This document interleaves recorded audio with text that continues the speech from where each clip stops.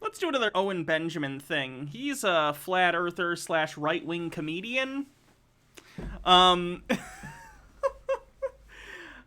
he has things to say. In this video, I guess he has questions, presumably about cosmology of some sort, so we'll try and answer them to the best of our ability as lay people. MMO Addicted says, I assume you heard about Russian officially carving up Ukraine. Only thing lifting my mood is that Biden reassured the U.S. commitment to protect NATO allies and is redeploying more troops in my area. Yeah, I heard. And me and DITR Dearth, the Flat Earth guy, we've been texting. We're doing the stream this week. He's an awesome guy. So. Oh, I should point out, Owen Benjamin is an anti-Semite as well. Just want to be clear about that.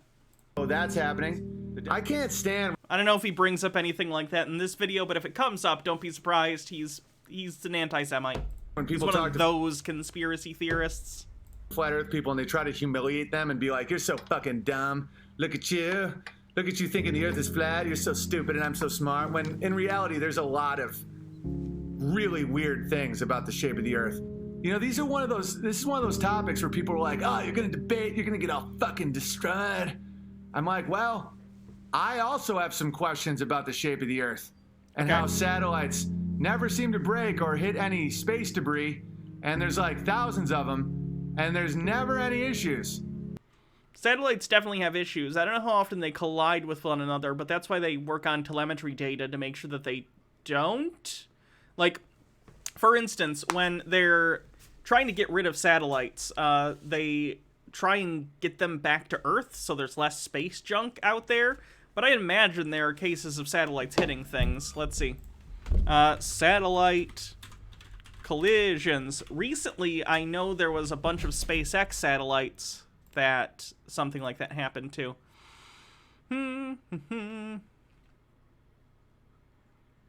Like, these are prototypes for satellite collision avoidance, meaning that does happen. Space collision with SpaceX Starlink satellites.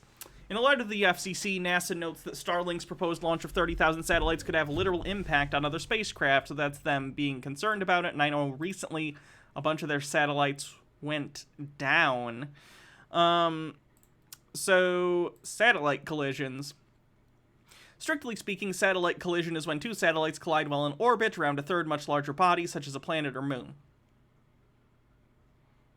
And for artificial satellite collisions, here's a list of artificial satellite collisions that have happened. Intentional collisions intended to destroy satellites. So there were some in here, Soviet Union in the 70s and 80s. Let's go unintentional.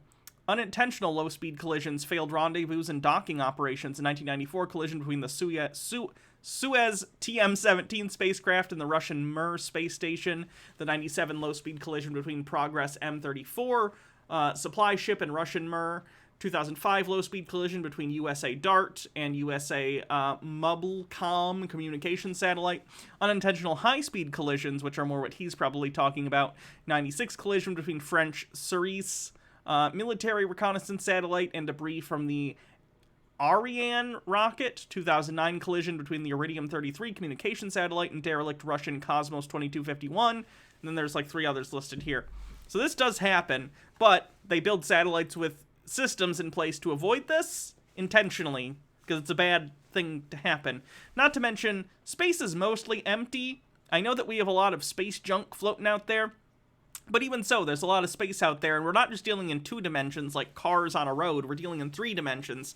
So even if satellites are kind of parallel to each other, they're in, might be 3rd dimensionally separate from them. So yes, it happens, but not super commonly. As we continue to launch more and more satellites into orbit, it's going to be more and more of an issue, which is why they continue to develop systems to avoid collisions, but it is a thing that happens. MMO Addicted says, though on a less optimistic sense, historically, Poland's allies went for a pack of cigarettes whenever Russia came knocking. I'm sorry. Screaming at the Radio says, space is big, you just won't believe how vastly. Space is big, you just won't believe how vastly huge, mind-bogglingly big it is. I mean, you may think it's a long way down the road to the chemists, but that's just peanuts to space. Douglas Adams, and this one is a real quote. Yeah, I enjoy Hitchhiker's Guide to the Galaxy. We never see them collide and fall to the Earth. And there's like 10,000 of them. 10,000 satellites around the Earth isn't... I mean, again, I don't want to minimize the amount that is. However, there's a lot of space around the Earth. Some of these are also not in, how do I put this? Relative to the Earth, some of them are in geosynchronous orbit. So they're moving in parallel with the Earth, not against it, and not at different speeds. So relative to the Earth, they're stationary. Those are relatively easy to avoid. And the other ones that are not, once again, they have anti-collision systems. They're put on paths and recorded what their paths are specifically, so when people launch their satellites, they can avoid the same paths. Like, they're not just randomly and blindly shooting things into orbit with no thought as to this. AstroFox says, multiple agencies and companies are working on crafts that can go up and deorbit space junk, too. Yeah, it's very cool. And they never go out. And there's space junk everywhere going thousands of miles a second, which is way stronger than any bullet, and you can't possibly track it. Why is that? Like, stuff like that. Like, I'm an inquisitive guy. And so, not inquisitive enough to do a Google search, apparently. so that's why flat earth people, I don't find them to be stupid at all. And I wouldn't be surprised if there was something legitimately nefarious going How much space is in his head? The mind boggles. on with our current model of the universe. I mean, obviously, it's not what they say it is. I love conversations like that, but people are always trying to be like, oh, sir, you're either going to humiliate him and he's going to look stupid, or you're going to look stupid, or you guys are just going to fucking say all the stupid shit. It's like, dude, it's fascinating. People get Why does his mocking voice sound like a bad impression of Cartman from South Park? so mad. There's so much around this because people are like, well, you know, it's called the bending of light. You know, you're always talking about the water when you the ship and the fucking curvature, and try doing that on land, faggot. It's like, How about we don't do the F slur? That'd be awesome. Nick says because he hates Jewish people like Cartman. Oh, that's fair. He is anti-Semitic. Hi, Drake. yeah, it's called the Salt Flats, and where is that? Ecuador or Venezuela? You can see like 150 miles, no curve. I'm not saying the Earth is flat. I'm just saying that's fascinating. They're like, well, I mean, try doing that. Try doing He that. is a on flat the moon, earther. faggot. It's like, Stop saying dude, the F try slur. just talking about something and not being terrified all the time. How does that sound? How does it sound to just, you know, not assume? When people are like, they're these experts on light bending, it's like, you don't even know if it's a wave Puka, thanks for 15 months. or a particle. It's both. It can't be. It can't be both a wave and a particle. A particle and a wave cannot simultaneously exist. I believe the idea is that it is a particle that acts as a wave. Not that it is both necessarily. But again, I have a layperson's understanding. You'd have to talk to a physicist about that. But my understanding is that it is a particle that acts as a wave. Not that it is literally a wave. Nick, thanks for gifting a tier 1 sub. A photon and a wave can't both exist. So when people say the frequency Is it both? Okay. of infrared versus ultraviolet and all that, that means energy is transferring through a medium. If you ever see a wave with water, it just, the water doesn't move. It's the energy moves. That's how. Water is made up of matter, and it absolutely moves. What? Water is made up of, like, molecules, which are made up of atoms, and they absolutely move. What are you talking about? How a wave works. A Wave-particle duality. Let's take a look. Let's see if I can understand this even a little bit. Wave-particle duality is the concept in quantum mechanics that every particle or quantum entity may be described as either a particle or a wave. It expresses the inability of the classical concepts particle or wave to fully describe the behavior on a quantum scale object. As Albert Einstein wrote, quote, "It seems as though we must use sometimes one theory and sometimes the other, while at times we may use either. We're faced with a new kind of difficulty. We have two contradictory pictures of reality. Separately, neither of them fully explain the phenomena of light, but together they do." Through the work of Max Planck, Albert Einstein, Louis de Broglie, Arthur Compton, Niels Bohr, Erwin Schrödinger, and many others, Current scientific theory holds that all particles exhibit a wave nature and vice versa. This phenomenon has been verified not only for elementary particles, but also for compound particles like atoms and even molecules. For macroscopic particles, because of their extremely short wavelengths, wave properties usually cannot be detected. Although the use of wave-particle duality has worked well in physics, the meaning or interpretation has not been satisfactorily resolved. See interpretations of quantum mechanics. Bohr regarded the duality paradox as a fundamental or metaphysical fact of nature. A given kind of quantum object will exhibit sometimes wave, sometimes particle, character, in respective difficult physical settings. He saw such duality as one aspect of the concept of complementarity. Bohr regarded renunciation of the cause-effect relation, or complementarity, of space-time picture as essential to the quantum mechanical account. So basically, our entire understanding of particles and waves is incomplete, and therefore it's not either or, it's and we don't understand the innate connection between the and, but we do understand that there is one, and that one can be described as the other. That's my understanding of what I just read. If I misunderstood it, that's fine. I'm a Twitch streamer, not a physicist, thankfully. Medium vibrates, zip. A photon is like a bullet. It's a particle, and that's the only way they can explain traveling through a vacuum, because they didn't think Raid service at the end. He's doing subathon too. Sure. that one through.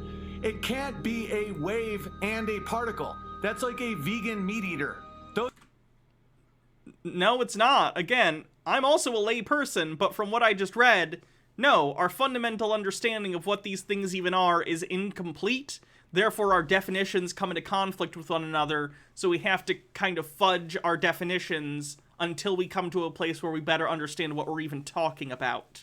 Just because something doesn't intuitively make sense to you, and this is a huge problem with flat earthers in general, something does not intuitively make sense to them in their understanding of something, and therefore they assume it is a lie, or someone is fucking with them, or hiding the truth, or lying.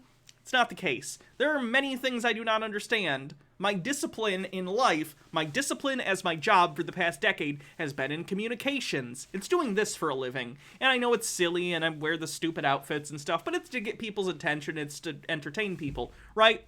If you had questions about communication and communication skills and how best to communicate ideas to people, I could vaguely be able to try and explain that, at least as much as anyone who's been doing it for 10 years could. But if you want to know something about physics, you need to talk to a physicist. If you want to know something about geology, you talk to a geologist. If you want to talk to someone about being anti-Semitic, you talk to this guy, right? Different people know how to do different things. That's how life works. We all specialize to one way or another. That's how human civilization has grown over millennia, is our ability to specialize and say, you work on this, you work on this, you work on this, you work on this, and then we'll all kind of put our knowledge together, and build things, right? No one in the world can build a computer all the way, and I don't mean buying stuff on Newegg or whatever and clicking them together like adult Legos. I mean, no one individual person has the skill to build all the components of a computer themselves from scratch, program the computer, and put it all together. It requires the man-hours of countless people to develop computing and how we use it. It's a perfect example of how human civilization is compartmentalized and, what's the word I'm thinking of?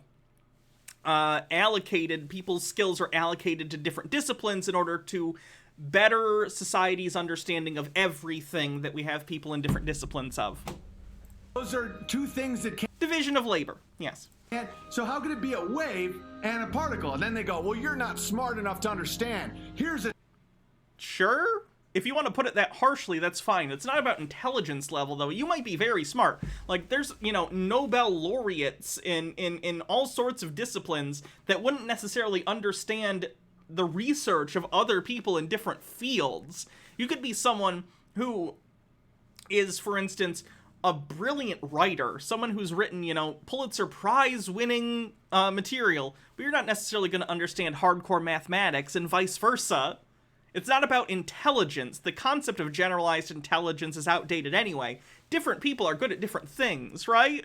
And that's fine. But if you don't take the time to study something, much less something as complicated and, like, out there and theoretical as quantum physics, you're not going to understand it. You're just not, and that's fine. There's nothing wrong with accepting that every individual human being is inherently, by the nature of our individuality, going to have a relatively narrow view of the world, and we lean on each other to broaden that scope so that we all can succeed. That's great, that's fine, that's wonderful, that's how things work. Screaming at the Radio says, I'm a physicist. A particle is an excitation of quantum fields. Essentially, it's a wave, but it behaves like a particle at our scale. Quantum field theory is complicated, and lay people should essentially shut up about it. Those are things that are understood by physicists, but very tricky to explain without losing too much in translation. Yeah. What you said, I will never understand this. I get that, and I don't claim to. It frustrates me that other lay people pretend to. And it's such a weird example of hubris. It comes off as just so full of themselves, so egotistical to believe that they can understand something that takes years and years of study to even scratch the surface of. Stone Corbell says, I mean, he says it's impossible to understand how something can be a wave and a particle, but I bet he believes in the Trinity, which is pretty unintelligible as a concept. Adia Blue says, the two main kinds of errors all programmers make are too simple date math, bad caching, and off by one mistakes. Fallen says, look, Flurf, the math does not lie. A team of Jews. Oh! There's the overt anti-Semitism on the bingo card. Overt anti-Semitism. Just so you know. Oh, see? Someone just said lights of strength. Right, I'm not saying what isn't. I'm fascinated. The timestamp for that is 3:15.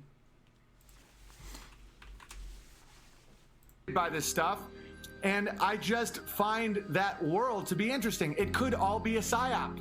It could all be bullshit. Psyop on the bingo card. It could be a way to discredit valid conspiracy theories. I don't think so. I think there's way too many things about it that are fucking insane, where it's not one of those hiding in plain sight psyop things where it's like it's meant to discredit. You know, like I've been wrong many times in my life, but I can usually spot those red herring type things where they're trying to pull you. I don't know if he's QAnon. I haven't seen any of his newer stuff. This is from a few years ago. I don't know if he posts anywhere new stuff. Way, you know, with the it's called the prestige and magic, where I have also seen Christopher Nolan films. You guys get it. I don't feel that that's it. Owen, dude, modern engineering wouldn't work if the world was flat. People always say that, but they never give me any examples. None. They always go, well, there's all the scientific evidence. There's pages and thousands of years. And then I always say, like what? And they always go, well, all of it. Every bit of it. Okay, let's take 5 seconds. Proof the Earth is round. I'd imagine there's at least one page that comes up with this. Bridges is a good example. 7 ways to prove the Earth is round. Here's an article. Comes up immediately. The ship sails off into the sea example, which everyone, of course, gives. Flat Earthers then tend to respond and say, I have a P900, and if you zoom in... Yeah, that'll happen under certain conditions because of refraction, but if you keep watching, it will go over the curve. And it doesn't happen all the time with the thing with the P900 that they talk about, because it has to be specific atmospheric conditions for it to bend light. Anyway, lunar eclipses. I'm not the biggest fan of Neil deGrasse Tyson, but he did illustrate this. If the Earth was flat, shadow on the moon, at least sometimes during eclipses, would appear flat. Because if the Earth was flat, it would look like a disc. You can see further when you go up at high distances. Sunsets. And you can look at live footage of the International Space Station. These are just some examples, but you could find tons of articles about how you prove the Earth is round. I'm like... Air travel, ocean travel, yeah. There's a ton of them. How does a Thanks, Spooky Sam. satellite not ever break? They do. thousands of satellites spinning for years and years and years with space junk, and you never see them. They never break. No one's ever. They do sometimes. We Googled it earlier. Like, well, the satellite broke, so we don't have internet today. Never happens. Internet isn't primarily serviced through satellites, you idiot. The internet is serviced through cables, for the most part. For instance, the internet lines between North America, South America, and, like, Europe, Asia, are literally conducted through underwater cables. Really thick underwater cables that stretch the entirety of the length between the United States or other places in North and South America and Europe, Asia, etc. I'm not kidding. The internet is not mainly serviced by satellites. How is that possible? Well, I mean, Big Bear, you wouldn't. There's so many things that are bizarre. Why is the sun and the moon the exact same size in the sky, even though? Coincidence. I know, conspiracy theorists hate coincidence, but sometimes coincidences do happen. The moon happens to be at a distance where, even though it is much smaller than the sun, it looks to be almost the exact same size as the sun in the sky. Sometimes things are just coincidences. I know they hate it, but it's just how life works. Nick says, friendly reminder that this man has been a guest on Louder with Crowder. I think wasn't he on Dave Rubin's show at some point too? Jellyfish, thanks for 7 months, says, it's been a rough day. No masks at my kid's school, almost no food, and the world burns hotter than ever. But kiddo said I'm cool in your tinfoil. And you're in tinfoil, and we had tacos, and I'm apparently pregnant with your fetus, so that's better. Nice. They're 400 times different. I mean, it's a series of tubes, yes, clearly. In size. I mean, the odds they're exactly the same size is insane. That doesn't make any sense. And then NASA has already lied to us about the moon landing. That is a fact. So we can't just believe them. They're liars. And the image of globe Earth has been photoshopped. I've seen interviews with the guy who did it. He brags about it. He doesn't brag about it. Again, this is something that a lot of flat earthers will reference. It was an interview with one of the people who works at NASA, and they were talking about how they have to, after they take the images of the satellites, they stitch them together. So, for instance, if you see any, like, low Earth orbit shots of the Earth taken by satellite, they aren't far enough away from the Earth to get an entire shot of the Earth in one go. So very similar to the panorama function on your phone, if you've ever taken a panorama. It takes a series of pictures over time and then stitches them together into a larger photo. That's how a lot of pictures of the Earth work. It involves satellites traversing the surface of the Earth, or multiple satellites taking pictures as they go, and then stitching them together into a larger photograph to give you an image of the entire Earth. They also sometimes touch them up, add clouds, add different stuff to make them look a little prettier. But no, you could literally look at a live feed right now of the ISS, unless it's undergoing maintenance. But let's see. ISS live feed. Is it going right now? Yep, there you go. There's the Earth. Literally this very moment from the ISS. Is it the most exciting thing in the world? Not necessarily to look at, but, you know, it's cool. You can watch this almost 24 hours a day. It occasionally goes down for maintenance, but, yeah, you can find it, like, all the time. You can find a lot of the backlogs of this on YouTube as well. So if you want to see different angles, you can see, like this is an earlier recorded from the same feed. There you go. He brags about how it's a composite image, and of course he has to manipulate it. Yeah, again, it is a composite image because they have to stitch them together because the Earth is so big and the satellites are really close to it, relatively speaking. And change it because there's no way to just show an image of the Earth from a satellite. There's no images of Earth from the satellites. Yes, there are. There are literally thousands of them. None. They're in the public domain, too, if they're from NASA. NASA's images are all public domain because they're paid for by taxpayers. So you can take photos taken by NASA and use them for commercial purposes. Fun fact. All artist renditions. But doesn't know how cameras work on the bingo card. But no engineering would work. That isn't true. Ham radio is one of those things that I need explained. Ham radio seems to require a sphere Earth. And I hunt these things down, guys. Hunt. You know, people will be like, well, then how the fuck does this thing work? And I'll look through, I'll analyze it. And there is ways that it would work on a flat Earth. Like all these towers. Why do you think you get no reception in the middle of a desert? Hydrate. And then you get reception when you're near a city? If it was satellites, it would be grids, and it would not care if you were in a desert or in a city. They don't do coverage over areas. Like, satellites cost money to put up there and maintain, and especially if something's in geosynchronous orbit, just like towers, satellites cost money, and they're not going to put them over areas that have very little population. How can you not understand that? Like, there was a time that GPS didn't work very well in the southern hemisphere, specifically because they weren't putting satellites in place for GPS in the southern hemisphere because fewer people lived there and it wasn't as helpful. Now I believe it has better coverage, but I think there are still some places on the Earth that are GPS dead zones. Satellites aren't magic. They have a limited range and a limited area with which they can serve based on what they can see and how far they are up from the surface of the Earth. You need a satellite there in order to service the area. Why would you waste money, time, and resources to put a satellite that's only going to provide coverage for the middle of the desert where no one lives? It's because of towers. Towers, guys. Towers give you reception. So... for cell phones, yes, and a lot of other things, yes. Did anyone claim that, like, cell phones are directly interfacing with satellites?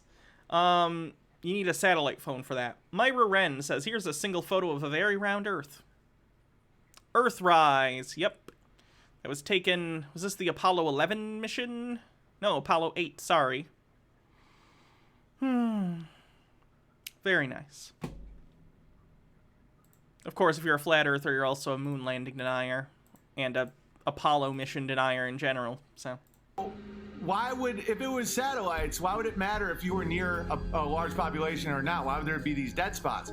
Because it's topographical from towers. I'm not saying that... Cell phones are. Cell phones are absolutely topographical through towers. Yes, they're through towers. The world is flat. I'm just saying that... No one claims otherwise. That doesn't compute. Ham radio, AM radio... You know, these things seem... Is he claiming ham radios use cell phone towers to work? Is he? Is that his claim right now? ...to bounce around a sphere. But this is what I think is interesting. And yeah, someone could say that's the firmament. That's the dome around... And then people that just react like everyone's stupid, it's an insult to me personally. Everyone isn't stupid. You are stupid. When people are like, man...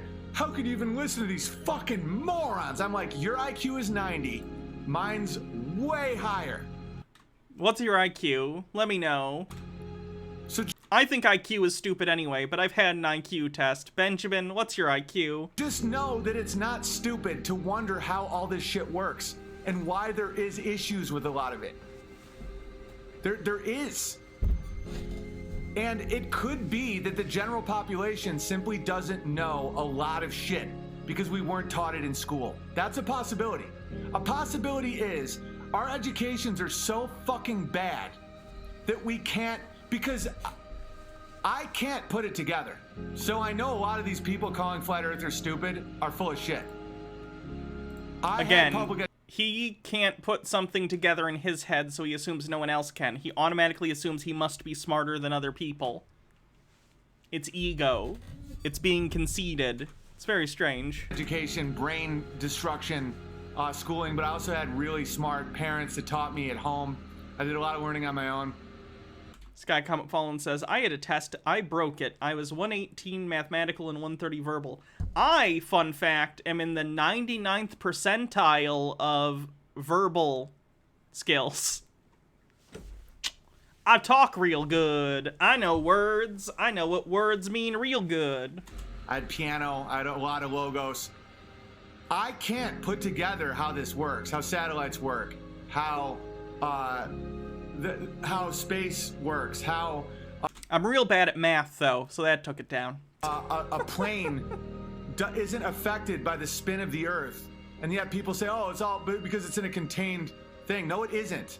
When a plane is 30,000 feet off the ground, it's not even in the atmosphere. There's so little atmosphere.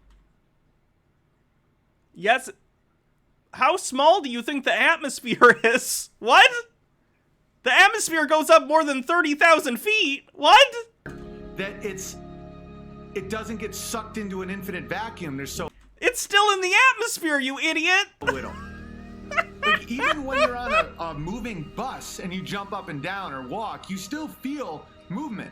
If we're spinning 1,000 miles an hour and a plane going east to west isn't affected by the spin of the Earth, that doesn't make any sense to me. Because of the conservation of momentum, it's still moving within the atmosphere, and the atmosphere is moving with the Earth. It's all moving together in concert. The satellite situation makes no sense to me. The images of the sun and the moon and how they both are on a 24, like they both move at the same speed. The odds of that are so low. The sun is... We're rotating. We are rotating, Benjamin, to face away or towards the sun constantly. The Earth rotates. The sun isn't moving, at least not the way you're saying. It's moving around the center of the galaxy, but it's not moving in the way you're saying. Oh, it doesn't make sense. And so it could be my lack of education, literally. It is that. It is literally that, Ben. There could be things that I'm missing. But the people saying, you're all a bunch of fucking idiots, I know they don't know. One thing I do know is the people that spiral. Like, the way Vox Day reacts is the accurate way of a skeptic, a flat earther. He's like, maybe, I highly doubt it, but maybe. You know, and I'm 99% sure he thinks the world is absolutely a sphere, but he would never be like, you fucking morons. He's like, well, that would be interesting. Because, like, to say there's no... Why does he think being a skeptic involves being credulous of absolutely every single claim that comes across your desk? No. Like, don't get me wrong, you should entertain things at least enough to be like, is this reasonable? But once something appears to be unreasonable and you don't have reason to believe it and it doesn't follow or doesn't come to its burden of proof, then you say, no, that's not true, and Flat Earth falls into that category solidly. No chance when you understand the level of deception that people have done to the world. The means, motive, and opportunity are all there. And the fact that there is no cohesive image that science has given us of the universe. Dark matter and dark energy make no sense. To you, and maybe even to science. Again, I don't know, I'm not a physicist. But science has never claimed to know everything about everything. Science is a philosophy and manner to study the universe and come to understandings through systemic falsification of claims and hypotheses. That's all it is.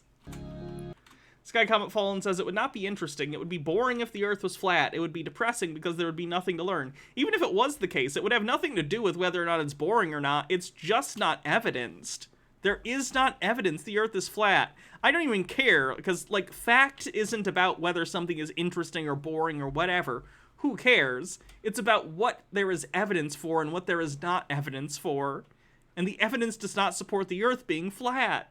90% of the universe is something you can't see or feel or register or have any way of measuring. 90% of all the matter and energy.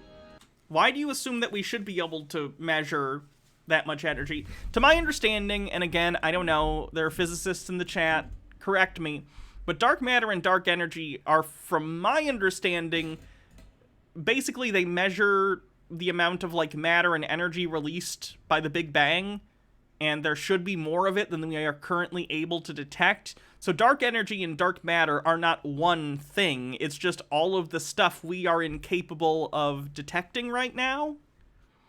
Like, why does he assume we should start from being able to understand and look at everything in the universe? Why would we be able to do that? We've evolved very narrowly to be able to understand, process, and perceive the things on our planet, right?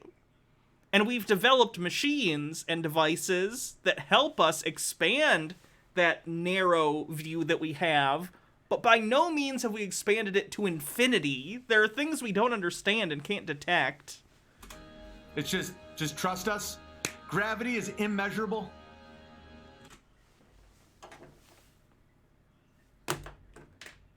There it is. You can't detect gravity. Yes, you can. You can detect the effects of gravity. Have you heard of the Cavendish experiment? On the smallest level of very dense objects, which doesn't make sense. There should be an ability to have very, very tiny dust particles get attached based on gravity. You can literally do that experiment. They've done experiments like that on the International Space Station. You don't even need that. You can do the Cavendish experiment, which is done in universities and high schools all over the country, potentially all over the globe, every day. That can't be measured. It's because it's so weak. Like, how does he think we got the gravitational constant? They didn't pull that number out of their ass. They measured it. of a force that it can't be measured anywhere except in large celestial bodies based on the heliocentric model of the solar system. So when people say that this is all stupid, they're so dumb that they can't question it. Because Rosalind Faye says, dark matter is the solution to not understanding where all the gravity in the universe we see, and dark energy, that was what we called the thing accelerating the expansion of the universe. Gotcha. because they don't know all the... So it's basically matter that we know is there that we don't understand, and energy that is propelling the increased speed of the expansion of the universe that we don't understand. Hello. Oh, you look so tired. One sec, everyone.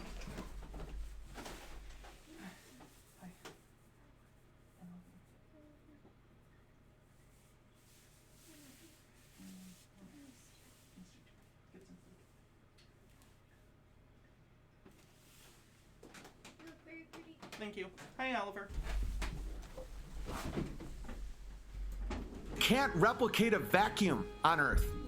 Not We can get very close. We have very large vacuum chambers, in fact, that have been built by NASA and probably at this point other organizations in order to test rockets and other stuff like that.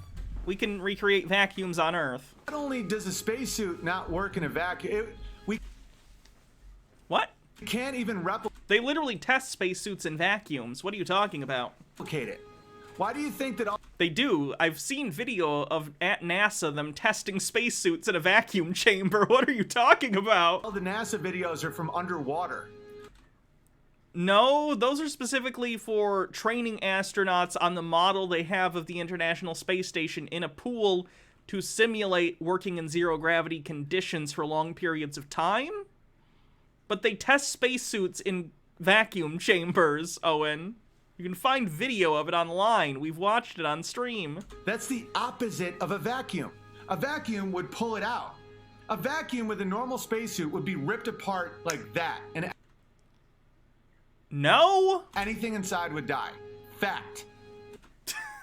He said the word fact, so you have to believe him.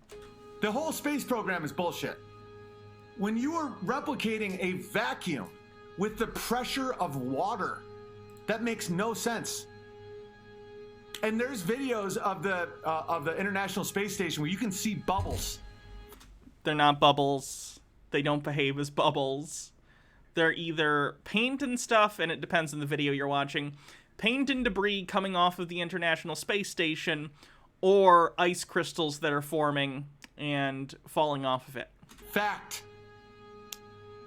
And Again, he said fact, so it must be true. so that's why I find this very, very interesting. God, that guy's such a... And I don't like to normally, like I get it. Not everyone who's a flat earther is an idiot. They're just often people who are misinformed or have been pulled into a conspiracy for whatever reason. I'm not saying all flat earths are categorically dumb. He is, and I say that only because not only is he misinformed, but he is incredibly cocky about his misinformation. He is absolutely assured that his misinformation is true and that anything he doesn't understand isn't just unexplained for him, but inexplicable for everyone. It makes him sound incredibly foolish. Owen Benjamin is an anti-Semite and an idiot. Fact.